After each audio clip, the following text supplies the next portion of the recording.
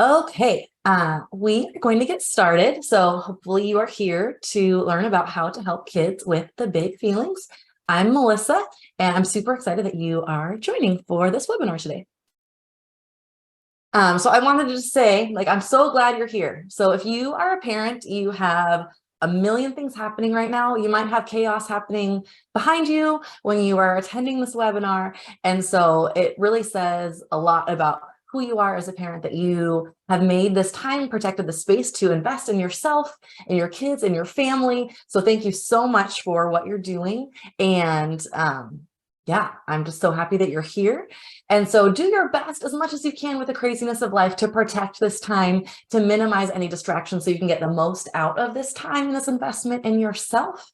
And if you do, I will send you the recording soon. So if you do miss anything, you can always come back to those parts. But as much as we can, let's be present together and just protect the space to really invest in learning how to handle all the big feelings. So to start out, some of you may not have met me before or talked to me before. So I'm Melissa. I have a master's in counseling and I'm a board certified behavior analyst. And so I've spent the last 20 years working with people with severe behavior disorders and their families. And so that has been, a lot of wonderful experience with a lot of different diagnoses and different behavior challenges. So I've seen probably everything. I don't know. People are creative. I've seen almost everything so far. And now I am focusing on being a parenting and life coach for moms. So basically through, using all of that education and experience I have to help all moms know how to better handle the challenges of everyday parenting and everyday behaviors with their children. So I'm also a mom of 3. So that's my family in that picture. My husband, Brian, and I have been married for almost 16 years. And yeah, my kids right now are 9, 7, and then the baby is going to be 2 in a couple weeks, which is crazy. So yeah, we got all the things happening, all the different ages. And so of course, with all my education and experience, all my kids are perfectly behaved all the time. No. So no matter how much right, kids are kids and they're going to have all the behaviors and all of the fun things. But what I do love about what what my education and experience bring to my own parenting and to my clients' parenting is that I can use all of that to hold space for my kids and to know that how I'm responding to their behavior is the best way possible. It's in line with how I want to be as a mom and with what research shows is going to work best for that child in that age in our family. So that's a little bit about me and what I do. And so today, my goal for this webinar for all of us here is I just want you to learn one thing that's going to change your parenting forever. I mean, hopefully you'll learn lots of things, but I want you to know that, yeah, if you can just take away one thing that will change your parenting forever, then my goal is met. That is my goal for you today. So a quick outline, we're going to talk about what big feelings are. That's why we're here today to talk about that. We're going to learn a little bit about why kids have such big feelings. We're going to learn about self-regulation, like what that is. We're going to go through the 6 steps to help kids in those moments of big feelings. And then we're going to go through some common mistakes to avoid, and then how a parent coach can help. And then I'll share my contact information with you at the end. So let's jump in. So I want to talk about what big feelings are. So what they look like often are meltdowns, outbursts, tantrumings, hitting, screaming, out of control. This is how we usually describe what the big feelings our kids have look like. So what we can see through our eyes, right? And that's usually when our kids are having, a teacher friend used this term recently, and I loved it, the hard to have feelings. Some people might call it the negative emotions. So some of the emotions that might cause some of these big feelings or behind some of these big behaviors could be anger, frustration, sadness, disappointment, fear, worry, anxiety.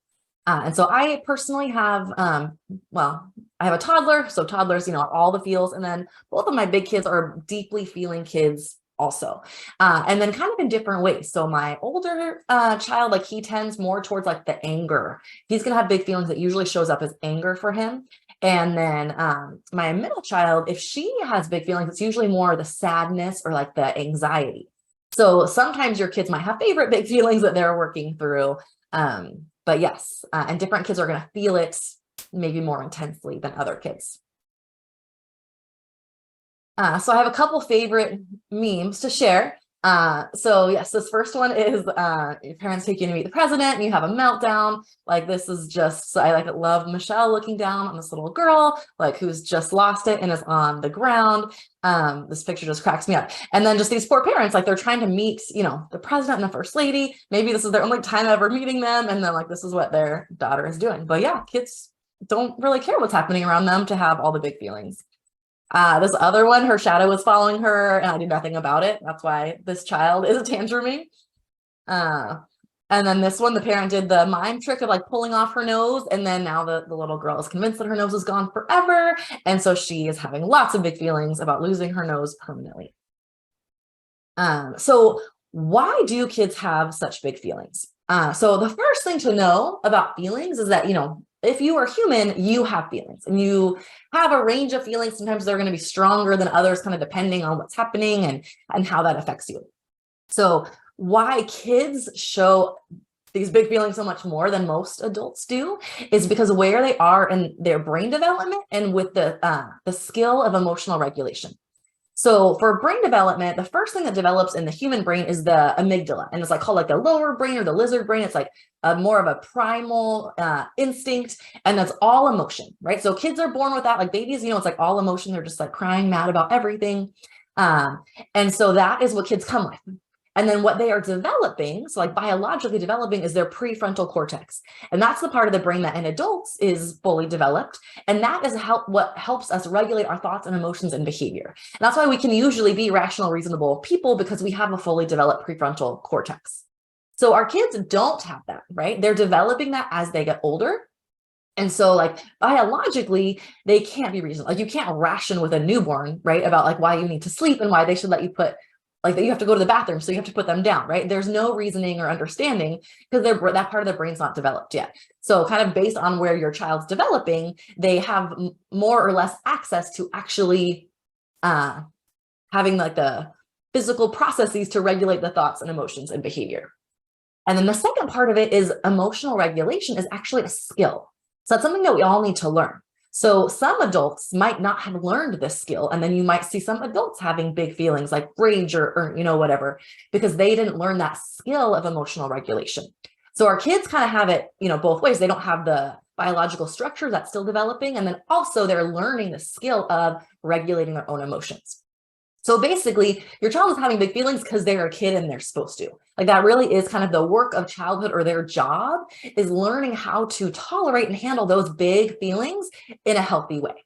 Not so that they won't have big feelings or outbursts when they're little, but so that way when they're adults and they do have that fully, formed prefrontal cortex, they have all the emotional regulation skills all developed. And so sometimes in kids, just that presence of big feelings can feel scary or uncomfortable for them. So now they are, they're scared because they heard the dog barking, don't know what that is.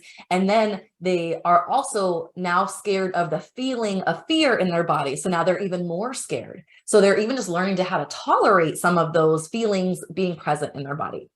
So our child's job is to have big feelings. Like, I wish we could change it, but this is just how they are made. So we can't actually change their big feelings. What we can do is show and teach them what they can do when they do experience those big feelings. And that's what we're going to talk about. So kind of the way we want to do that is self-regulation. So that's what we were talking about, like the emotional regulation, self-regulation. The goal is that your kids on their own, and that as adults also, like we can figure out how to regulate our emotions. So that way we are still in control of our thoughts and behavior, and we can get ourselves back to like a health baseline, or just kind of handle those emotions in a healthy way. So there's so many benefits of self-regulation in kids in working on this skill. So it makes them as adults, or even, as they get older, less vulnerable to the impact of stress. They're better able to maintain healthy relationships. They are able to focus and learn more. They have an increased capacity for that. Because of that, it's also a strong predictor for academic success.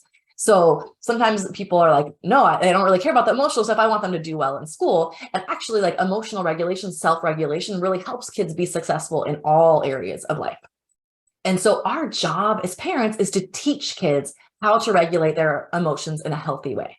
And this is an ongoing teaching process throughout childhood as their brain is developing and as they're learning new things. And that's kind of the job the whole time, is we're teaching them how to regulate their emotions.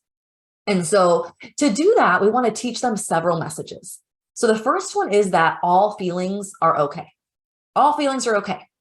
That you are loved, our kids are loved and safe no matter how they feel, right? That our children are in control of their actions and behaviors, and that our kids can choose healthy ways to process those emotions that will then result in helpful actions and behaviors. So those are really the messages that we want to give to our kids. And so these are the messages that are associated with learning those emotional regulation skills and being able to develop them. And so it sounds easy.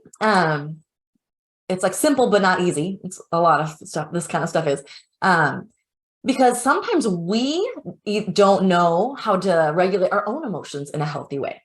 So often people come to me and they're like, I didn't even know I had an anger problem until I had kids. And now I have all this rage. I didn't even realize I had that, or I didn't, know that I was an anxious person. Now that I have kids, I'm just like overwhelmed with worry.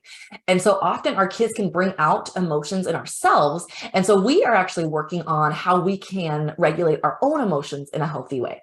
And we have to do that work in ourselves, so that way we can teach our kids and give them this gift. Another tricky thing with this can be sometimes, like that list of messages I read, that might not be how you were raised. Like you might have been raised as like, all feelings aren't okay. Like this is a positive feeling, positive feelings only. Negative feelings are not welcome. And so you might have internalized that like negative feelings are bad. I shouldn't be feeling that. And we'll talk a little bit about why that can be harmful later on. But it's just good to be aware of like, how the messages that we believe and then the beliefs that we want to change, so we can better help teach our kids the emotional self-regulation skills that they need. All right, so we're gonna talk about 6 steps on how to help our kids with their big feelings. So the steps are, first, we're gonna stay present and we're gonna exude calm. We're gonna label what our child's feeling. We're gonna show empathy. We're gonna provide support.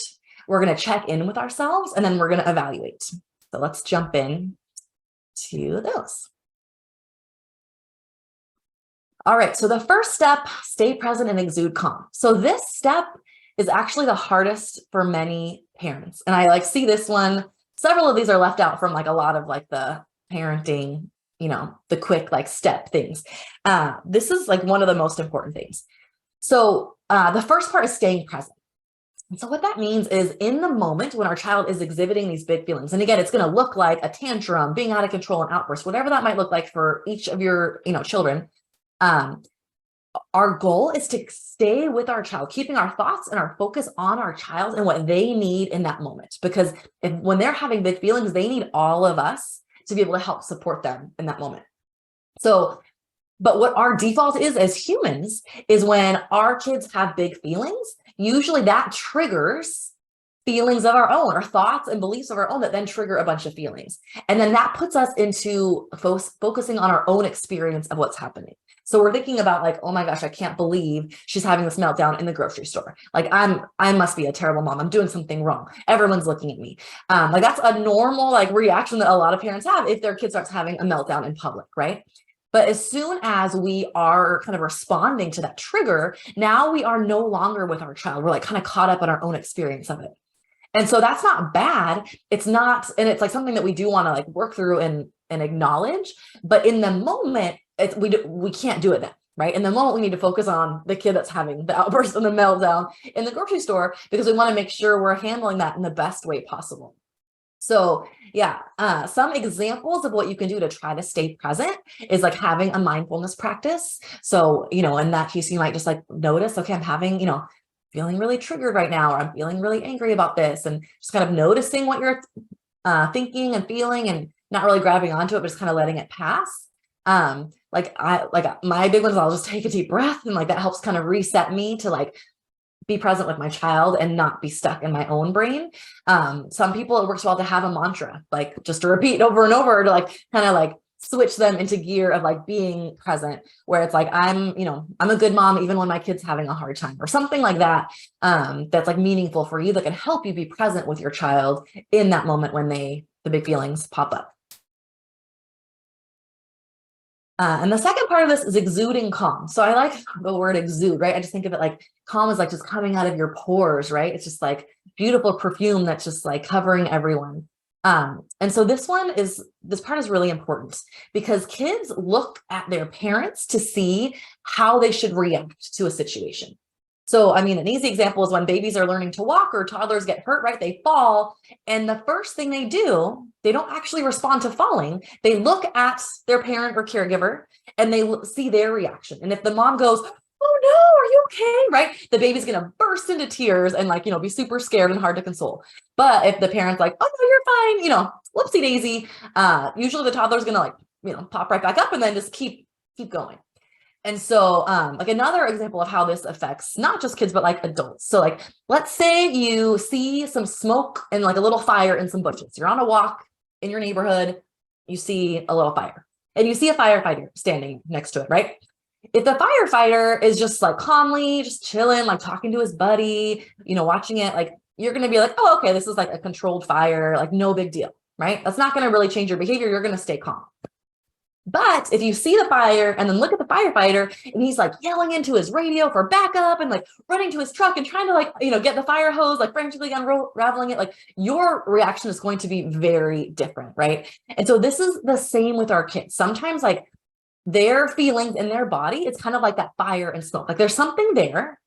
But then if they see your reaction and you react to that feeling by being really mad or being really worried or whatever, like that is like the firefighter frantically. So then now they're reacting to both of those things, right? So now like their fear, like fight or flight is kicking in, like they're they're having more big feelings to process in that moment, because they're reacting to your reaction to their big feelings, right? Like it's all connected.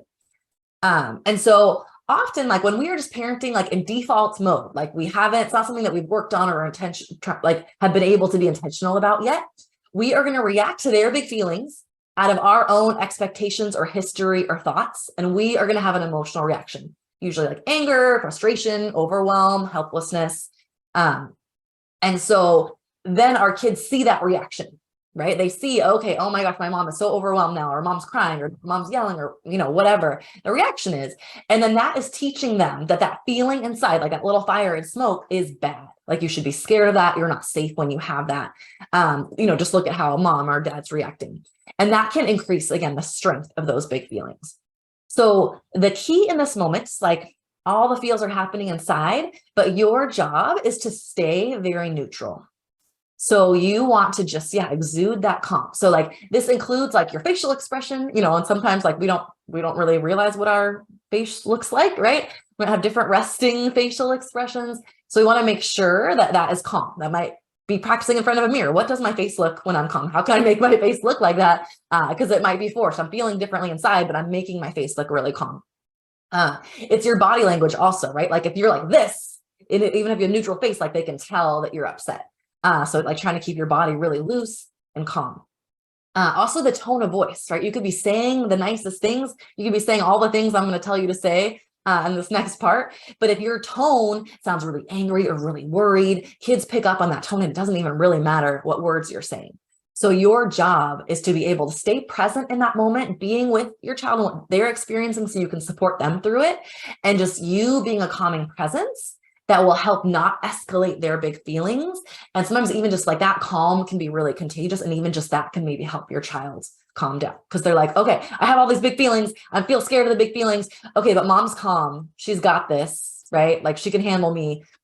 Okay, like right, that already will help them get a little bit calmer. All right, so now we have kind of like checked ourselves. Now we're going to start addressing what's happening. And so the first step is labeling what our child is feeling. And so this is kind of teaching them in the moment that emotional regulation. And so when your child is having a big feeling, it is not the time to be teaching them a whole bunch of stuff, right? That's not actually like the best time. So this is not a long lesson about feelings, but what we do want to do is start pairing what the child is experiencing inside their body with the name, because them having a label for it is going to give them power and be able to talk about it more. So that's a really good step in emotional regulation. So yeah, when they're feeling things, and this can be all the time, like positive emotions, not just when they're having big, the negative feelings. We want to label what's happening. So, we want to do this like in an age appropriate way also. So this is going to change based on how old your child is. But for really, younger children, we're going to focus on the mad, sad, happy ones, right? You're so happy you put your shoe on. You're mad. We're leaving the park. You feel so sad. You're crying, whatever it is. And like with younger kids, especially, like short and sweet, keep it simple, but you're just trying to like connect the feeling name with what they're feeling in their body. And then for older children, we're going to start, we can break out of the 3 emotions and start teaching more of the variety. There's so many different emotions. We want to teach them the whole rainbow. And so we are going to keep, when they're telling us, they're showing us they're upset, telling us they're upset about something, we want to help them kind of pair that feeling or emotion with it. And then as they get older and they can start benefiting from this, like we stop telling them and we kind of are just asking them. So we're labeling it with a question. So that way we're not like telling them how they feel. We're giving them a chance to like check in with themselves and see if that feels true. And then maybe they'll say, no, I'm not mad, when like they're obviously mad, but that's like kind of taking it to the next step of like, okay, how are these labels matching up with what is happening in my body? So an example, like, oh, it sounds like you feel really disappointed that we ran out of milk. Is that right? And so, yeah, just trying to really pair the feeling with what is happening for them. And so now, we're calm, we're present. We have labeled kind of what's happening, in a quick 1-sentence kind of thing. Now we're going to show empathy. And so showing empathy is just going to be providing some kind of statement or physical touch that shows that in that moment, like you care about their child and how they feel. Like that is the goal. So when we are showing empathy, we're not judging how they feel or arguing with how they feel or trying to fix how they feel. We're just showing that we care. We know they're having big feelings that they don't like, and we care that that's happening for them. So some examples, like here's some statements. I was like thinking through, like if a play date got canceled, right? Is it, oh, you were really looking forward to that play date and now it's canceled. Like that sucks. If I had a magic wand, I would make your friend feel all better so you could still play with him. I wish your friend wasn't sick. It's really hard to wait. I feel like that sometimes too. Some kids respond to this and physical affection, like every kid's different. But sometimes offering a hug or a pat on the back or, something like that, just to show them in that moment that you care about them and how they're feeling.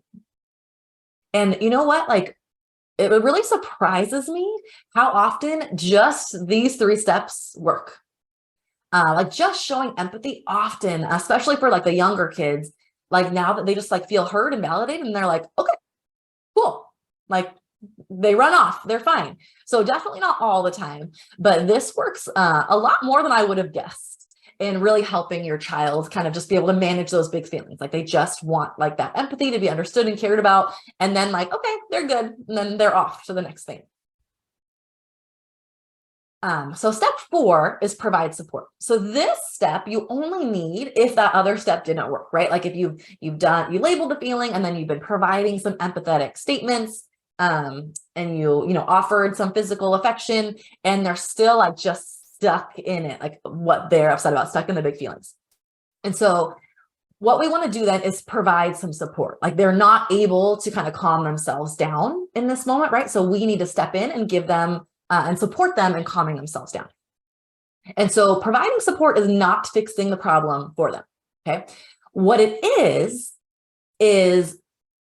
usually like, so for example, often a trigger for these big feelings could be like they're told no, they can't do something, or they're told they have to do something that they don't want to do, right? So sometimes people think that they're help, and then the kid gets, has a big explosion, mad, tantrum, outburst, whatever, because they don't want to do that or they want something that they can't have. And so a temptation is to jump in and fix the problem for them by saying, okay, never mind, you don't have to do that. Or, okay, fine, you can have this thing, right? And so that is not providing support. That's not what I'm talking about. We are going to stay consistent with whatever the trigger was or the instruction was, but in a way that shows a lot of empathy. And then we're going to give them options about what they can do next. So something you want to be teaching your child in calm, teachable moments is different coping skills they can use. So, sometimes you can work with your kids and do little fun lessons about like, what can you do to make you feel better? And like, taking deep breaths or stomping your feet or screaming into a pillow or whatever that might be. And every kid has different favorites. So you want to be teaching your kids, those coping skills when they're calm, right? Not right now. And then you can offer some of their favorites to them in this moment if they're feeling stuck. So, okay, do you want, I can see you're feeling really mad. Do you want a hug, or would you like to take some deep breaths with me? Right? We're trying to like guide them into using some coping skills. And then we're teaching them like how to kind of regulate themselves in that moment. Sometimes just redirection work, like especially with the younger ones, right? Like our toddler right now, he wants to, he wants you to sit exactly where he wants you to sit. And then he wants you to put the cars on the little car track while he just watches. And then he's like super mad if you're like slightly in the wrong spot or whatever, right? So we have tantrums over that. And, for his age, the choices aren't really going to work. He's not really ready for that yet. But what could work is, oh, wow, look at this other car over here. Oh, look out the window. Look at that bird. Or, oh, do you see that airplane? Whatever, like kind of distraction, or, let's go into a different room. Let's go on a walk. Let's go into a different environment to kind of just reset. And that can kind of take, kind of just distract their brain so they can do something else. So those are some examples of providing support. Sometimes it's also just giving your child the time and space they need to calm down. Like, it's not wrong if they need longer to just feel that feeling, right? There's no like right amount of time that your child should feel mad, angry, upset, scared. Like, only they know how long they need to feel that. So you can provide the options, you can do what you can, but some kids just might need to ride it out. And so you just give them that time and space, and it's just not a problem. And then during that, you can just remain calm and present with them in the way that they need. And so every child is different. So like our oldest, he actually like does better. Like, he'll get stuck in this providing support. What helps him calm down, what we realize is he kind of just does need time away. And it's not like a punishment, like you're mad, so you have to go to your room, go away, right? But it is where you're mad. I can tell that you're still feeling really mad. Would you like to go in your room for a few minutes and calm down and come out whenever you're ready? And so in that way, that's what he needs to calm down, right? With our daughter, that's not true. Like, she needs someone kind of with her. She would like that while she's calming down, and it does not help her to separate. Like, it kind of escalates it to separate. So in that way, we want to just kind of be with them and however they need to calm down, right? And that's some of that is just trial and error of seeing what works, and every kid's different. So what's going to work for one kid is probably the opposite is going to work for your other kids. But giving them what they need until they feel calmer. All right, so now at this point, the big feelings are over, the outburst is done, the tantrum's done, right? Like, things are back to baseline craziness, normal craziness. So now it's time to take a second to check in with yourself. This stage, we don't do it. Most of us don't do this, and it's so important. So like, I will maybe like go to the bathroom, take 5, if you have a partner available, ask your partner, if you can just take a quick break or a quick walk, or sometimes just a couple minutes in the bathroom can be helpful for this. And so we talked about in step 1, how to stay present. You're kind of putting aside your own thoughts and feelings that are being triggered in the moment by your child's big feelings, which is okay temporarily to put it aside. What we don't want to do is push it down. Because if we just push down all those emotions and all those thoughts and all those beliefs, they're just going to keep erupting, and usually like at the worst possible time, right? So you need to make sure you're taking good care of yourself so that you can keep taking good care of your kids. And so that is making sure that you're taking time to take care of yourself and kind of process what happened. So I will do this, just kind of think about, what thoughts was I having? What was my brain offering me? Like, our brain offers us all sorts of stuff. And a lot of it, it just pops into our brain. We're not doing it on purpose, but what I like to do is think of, what thoughts was my brain offering me during that time? And then like, were those thoughts like true or helpful to that situation and to the mom I want to be? And do I want to keep believing or thinking that, right? So super common thoughts that our brains offer us in these moments when our kids having these big feelings are, oh, my child is so irritating. She's overreacting. This is not a big deal. He shouldn't be having this tantrum. If I was a good mom, she wouldn't be doing this. Other people are judging me. I can't handle this. Like, these are really common thoughts that our brain offers us during these moments. And so I would argue that all of these are untrue, and they're also not helpful. Like, none of these are actually going to make you parent your child in a better way. And so they're not really a helpful thought. And so this is kind of doing some of that thought work to like, how can I retrain my brain to give me more helpful thoughts in those moments, which is totally possible and so helpful. We also want to acknowledge how you were feeling in that moment, right? Like if we're teaching our kids that all feelings are okay, that means that all your feelings are okay too. Like you just went through something that was probably really stressful. Your heart was probably pounding, right? You're like racking your brain on how to handle it and like trying to figure out what to do. So like take some moment to show compassion for yourself about, man, my kid just had a big meltdown and I felt mad. I felt overwhelmed. I felt whatever that was. And yeah, just show yourself compassion and, give yourself a pat on the back for you got through it, right? Everyone's still alive and you did it. So make sure you're taking that time to check in with yourself. And then the last step in this process is to evaluate. So, a belief could be that every time my kid has a tantrum, it's because something's wrong or because I messed up, like I shouldn't be happening. So that is a belief that our brain gives us that I would again argue is unhelpful and untrue. Another thing you could choose to believe is that every time there's a big feeling episode, whatever that looks like, that's a chance for your child to better learn how to manage their emotions and for you to better learn how to help them. But that only is true if we are actually evaluating what was happening, right? Like if we just, sometimes it's easy in the craziness of life to run from one thing to the next, and we're just putting out fires and we're never really pausing to figure out like, is that actually the best way to put out that fire? And so take some time. It doesn't have to be a long time. Maybe at the end of that day or whatever, like, let's figure out is what you're doing working, right? Sometimes like with our kids too, like we finally figure out something that works and then, they get older and then that doesn't work anymore. Like it worked last week and then this week it's something else. We got to find something else. And then also this perspective helps you like, okay, I made this mistake. I don't like that I did that. Okay, I'm going to just change that for next time, right? It doesn't mean that you are a terrible parent or that you're always going to yell every time, right? That is not true. So questions I would ask in these evals are like, what went well? What do you like that you did? What didn't go well? What would you want to do differently? You can kind of think about like, what is my child working on learning right now? And so like an example is recently, like our oldest has been having a lot of feelings of anger, and the root of them can be that it comes down to adults having different rules than kids, and he believes that's not fair. And so that has been kind of the source of a lot of his big feeling outbursts. And so what I know then by doing kind of these little evals is he is just kind of learning how the world works, and that yes, there are different standards for adults and kids in the world. And that's something that he's learning and like working through, right? And so if you could have that perspective, it's super helpful because now I can just focus on supporting him to learn that truth about the world instead of, being kind of stuck in frustration that like he doesn't already know that. You also want to think about, okay, once you kind of know what the skill that they are lacking or working on right now, how can you teach that skill in a moment that they're teachable, right? We already talked about how in those big feeling moments, they're all in their amygdala, they're all feelings, there's no rational times. But during the day, there are teachable moments, more and more as they get older. And so how can you kind of come back to that skill and be teaching that to them in the calm, teachable moments? That way you are working on teaching them those self-regulation skills. And then also what kind of follow-up is needed. So like if it's a tantrum with like a toddler, like probably no follow-up, right?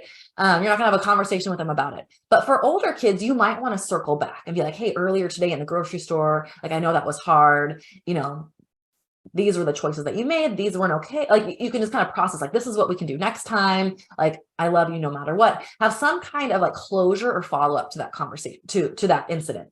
And this is going to be really dependent on your kid. We don't want to make this a lecture, like a super long thing, because that's not going to be fun for anyone. But we can have it be more like, okay, like a teachable moment, and kind of closing the loop on that. Maybe like you did something that you don't want to do in the future, and you're going to apologize for that and kind of repair that. Hey, I did yell at you, and I don't want to yell at you. That's not okay. I'm sorry. Mom's working on that, or whatever you need to do to kind of like follow up on that incident. And so that's going to be really dependent on each kid, how old they are. Some kids, just the conversation after is really triggering. And for those kids, it might not be helpful to even have that. So yeah, that really depends on what's going to work best for your kid. All right. So those were our 6 steps of what to do in the moments of big feelings. Um, and so now I want to point out some common mistakes that I see parents, my clients, just humans making often. So the first one is we try to logic our kids out of their big feelings. So when they're so mad because the block tower fell over, we're like, oh, it's okay. Like, it's not that big a deal. We'll just build a new one. Like, it's fine. Block towers fall over, right? Or like if they hate school and they don't want to go, you're like, well, actually, you have to go to school legally, or you could be, taken away from us and put in a foster care. Like, you can go down all these paths. And sometimes we do that with our kids because that's how our brains think, because we have that fully developed prefrontal cortex. And that's how we relate to other adults often. We often handle problems with logic. But again, logic is not going to work for our kids in those moments where they're feeling all the big feelings, because they are not in that part of their brain whatsoever.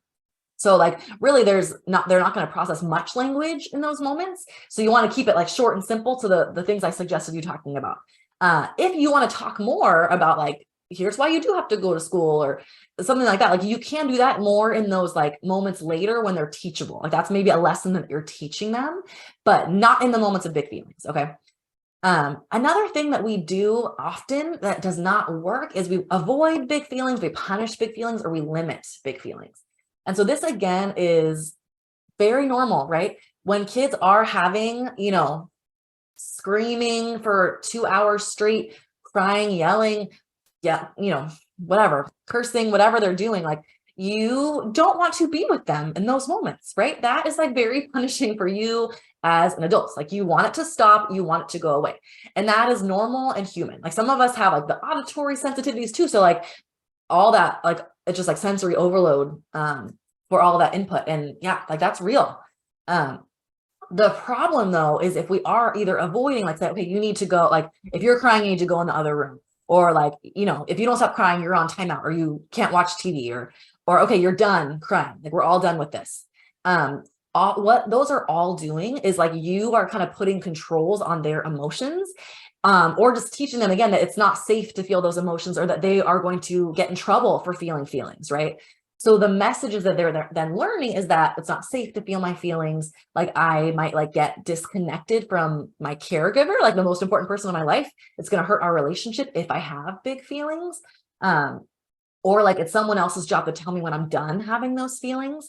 And all of those messages are going to be really counterintuitive to actually teaching them to regulate their own emotions. So though we want to avoid those reactions as much as we can, knowing that we're all human and sometimes it's really hard. The next thing we want to avoid is taking their behavior or emotions personally. So this is hard, right? We might feel oh, I am a bad mom because my kid is doing this, or your kids might be older and they're telling you that you're mean, or they hate you, or whatever. And that is awful. It is so hard to have the person, the little people that you made and you love more than anything, say these things. Or to think about how it could reflect on your identity. And so what is so important to remember in these moments, and this is part of that staying present part, is that none of it is actually about you.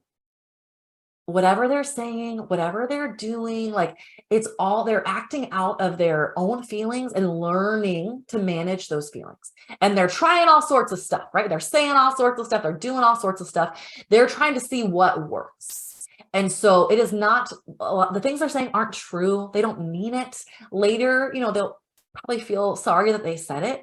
And so in those moments, just focus on staying present and not reacting personally to what's happening. And again, we are going to take all of that and we are going to process it when you have time for yourself. When you reconnect with your child later, it could be it's not okay for you to say that. That really hurt my feelings when you told me that I'm mean, or that, you hate me. They're not going to be able to hear that in that moment, right? And if you focus on that, then you're not going to be able to help them in the moment. But that is a great thing to work on teaching them later. And just know, it's not about you. That's their job as a kid, is to have those big feelings.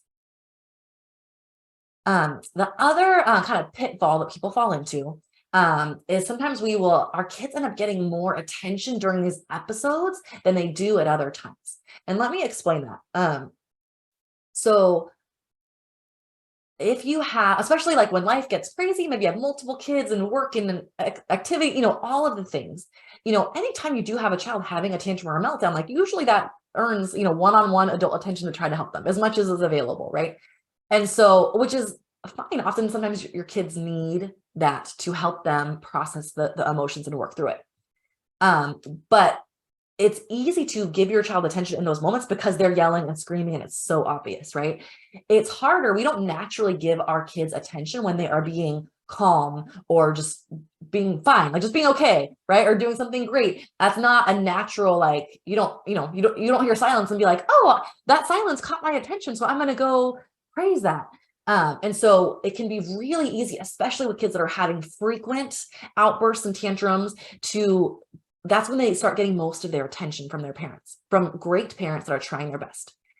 The problem then that will happen, it kind of creates this like chain where then the child starts learning, like, when I want attention from my parents, I should do this, because then I'm going to have an adult with me all the time. And maybe I didn't before, because maybe they were trying to help, my other sibling with homework, or they were just trying to make me dinner, or doing all the other things that we're trying to do as parents. And so we just want to make sure our child's getting more attention for doing neutral or positive things than they are during these big feelings moments. And so sometimes if you have a child that's having, I've worked with clients that have tantrums for 2 or 3 hours a day. And so they're needing attention for 2 or 3 hours a day during those, which means to try to counteract that, we need to be giving them 2.5 to 3.5 hours of attention during the other days when they're calm, so that they are still learning good ways to get adult attention, and it doesn't start becoming the way they know how to get attention. Because once big feelings become, oh, this is also how I get adult attention, it just escalates very quickly and becomes harder to change. And so that can sound like a lot and overwhelming, and like, take a deep breath. For those more extreme cases where it's hours and hours a day, usually when we change it to like, okay, we're going to focus on all the positives for as much as possible, kids pretty quickly learn, oh, I'm getting attention this way. This is awesome. And then the tantrums decrease. So you spend a little bit more time for a little while, and then you're not dealing with several hours of outbursts or tantrums or whatever. And so for this one, like, one of the best things I will tell anyone who's having any trouble with their kids is just try to spend 5 to 10 minutes a day, whatever you can get in, as many days as you can, one-on-one with your kid, just doing something that they like. Like, you're not lecturing them, you're not telling them to do things, you're just doing something that they like to do and giving them like just your attention during that time. And so just notice how much attention they're getting during big feelings moments. Again, it's not a problem. We shouldn't ignore their big feeling moments. We just want to make sure that it's balancing out. The next kind of pitfall is solving the problem for our child. So like, if they are super mad because, their friend did something, we're like, okay, well, I'm going to call his mom and I'm going to talk to them, and that's not going to happen. Right. Or, if the problem is it's broken, this toy is broken, I'm so mad. But like, okay, well, I'm going to go buy you a new toy. I'm going to fix this. Right. And so we don't want to solve the problem for our child most of the time. A lot of these are if you do it every once in a while, that's totally fine. But if every time your child has big feelings, you do something to take the problem away and take the big feelings away, they're never going to learn how to actually just manage those big feelings.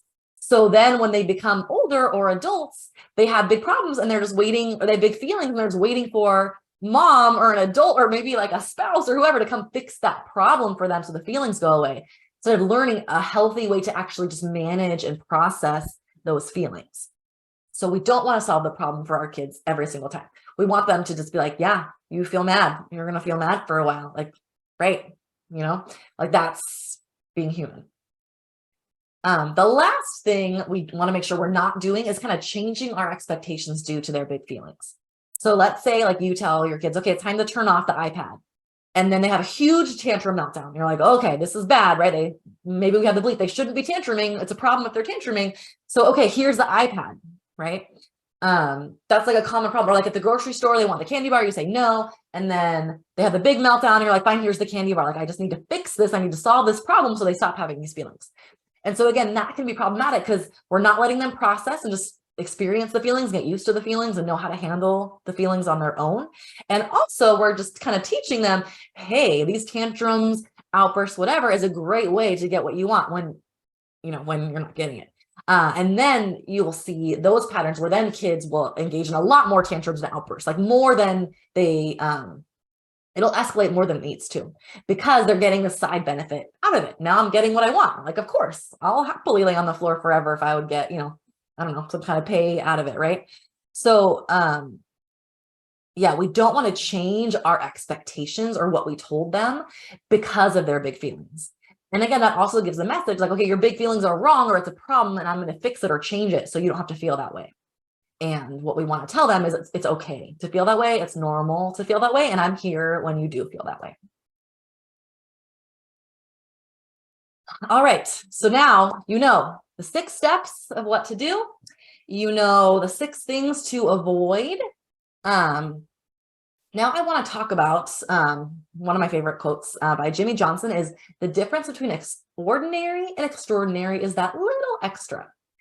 And so people that achieve greatness in something have a coach in that area, right? Like if you wanted to, maybe you want your kid to play soccer and learn how to play soccer so that you could have them watch videos about how to play soccer. You could maybe have them play soccer a little bit in the yard. You could Google the best way to teach, for them to learn to play soccer. But like, if you really want them to learn how to be really great at soccer, you're going to get them a coach to teach them how to play soccer. And so parenting is an area where I believe everyone needs a coach for parenting. It is one of the most important jobs that we have. Like the impact that we're creating on the world through our kids is tremendous. And our kids just deserve that extra, right? You could achieve greatness in this area with some coaching. So here are some reasons why you need a coach, a parenting coach. So of the things that I talked about, I want to tell you how I help my clients kind of walk through these steps and where people get stuck. Because you're hearing all this and maybe it's like resonating with you. It makes sense. Like, yeah, I totally, let's do that. Yeah.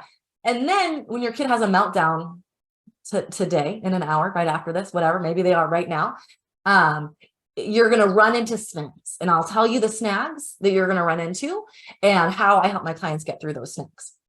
So the first one is that first step of staying present and exuding calm. That is hard to learn. How to stay present, how to put aside your own experiences, how to exude calm and stay neutral and not be triggered or react out of your own experience of what's happening is a skill that you need to learn. And that is by practice and coaching. It's not like you can just be like, oh, I read a book about it, I got it, right? This is something that you need to keep practicing over and over and getting feedback about how to do it better. Processing those emotions that come up for you during your child's big feelings.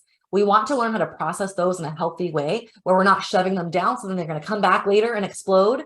And we also don't want to let like it, kind of just take over and we're so overwhelmed by the feelings that we feel stuck and we can't take action. I also teach my clients how to kind of keep labeling your child's feelings in an age and developmentally appropriate way, right? Like that's going to change as they get older. What's the best way to tell them that? What are they feeling? How can I help that? What do I say when they're like, no, you're wrong. That's not how I feel. We work through all of that. I also help my clients find a way to show their kids empathy in that moment in a way that works for your child. And then how to change it when that changes for them, right? As they get older. So yeah, different types of empathy and empathetic statements are going to work differently for different kids. And you're going to feel more natural and more comfortable with different statements. So trying to find what those are for your kids and help you adjust when it stops working. The needing support, providing your child that support, that step number 4 is a tricky one. Like there's a lot involved in that, that really comes down to like what is going to work best for your child in that moment and in your family. And so I can walk my clients through like, how can we figure out what is the best support that's going to work best for your child? And then how can we really make the most of this teaching opportunity? I also really help my clients come in with, they'll be like, oh, my kid had this tantrum last week and, this is what happened. And this is what I was thinking. And we'll kind of go through some of those thoughts their brain's offering them like, oh, I'm a bad mom because they're tantruming, or, oh, I'm failing because we're late for ballet, or there's a lot of thoughts and beliefs that we aren't even aware of that are impacting our ability to be the parent that our kids need us to be. And so I help my clients identify that and then work through that and create new beliefs. They're so much more helpful and help them be able to stay calm and present in that moment because they have really helpful, their brain's giving them all these helpful, thoughtful beliefs in that moment. I also help my clients evaluate those episodes. So we answer all those questions. What went well? What didn't work? What do we think would work better next time? What is your child learning? They have a place, like a safe place to talk all of that through and figure it out, and then make a change so that next time they're handling it even better, instead of kind of doing the same thing over and over and over again and being frustrated because it's not improving. One of the best parts just in general is just parent coaching has a safe space for you to improve your parenting, to get support for any of the challenges of parenting, and also just like a designated time for you where you know you're investing in yourself and your parenting skills. So I had one parent just say, like, it's just so much peace for her to know that there's just like an appointment with me on the calendar. Like, she just feels peace because when something comes up, she's like, that's okay. I already know I'm gonna talk to Melissa about it, next week. That's all right. This is my plan. Like, I have that time set aside. So she didn't have those, like, it really helped her kind of anxiety and like repetitive thoughts about if she was handling it the right way, or if there's a better way, or what she should be doing. And she was like stuck and spending so much time thinking all of that. And then having this time was just like, yeah, we're going to figure it out. I have my plan. I have my coach. I'm good. But yes, I would love to connect with you. Thank you so much for being here and just for taking this time to invest in yourself and your parenting. I'm posting content on Facebook. So if you like what I have to say, like, check out my page at Confidently Momming. I'm also, if you want to reach out via Facebook Messenger, I'm on there. You'll get me. And yeah, I'd be happy to connect with you there. You also, I'll send you an email soon, but this is my email address if you want to send me an email with questions about this webinar, any other questions like that. If you are interested in more information about what parent coaching with me would be like, let me know. What we do is we would set up a free 1-hour video call, and we would just talk about it and see if we would be a good fit to work together, and we'll decide. So those calls are so much fun. And like, a lot of my clients say just like that one free call was like so transformational that like they got so much value out of that one free hour. So if you are at all interested, I highly encourage you just to do the totally free hour, so we can get to know each other a little bit. And yeah, you can start seeing some, just start becoming that parent that you have always wanted to be. So that is it for our webinar today. Thank you so much for joining, and yeah, happy parenting.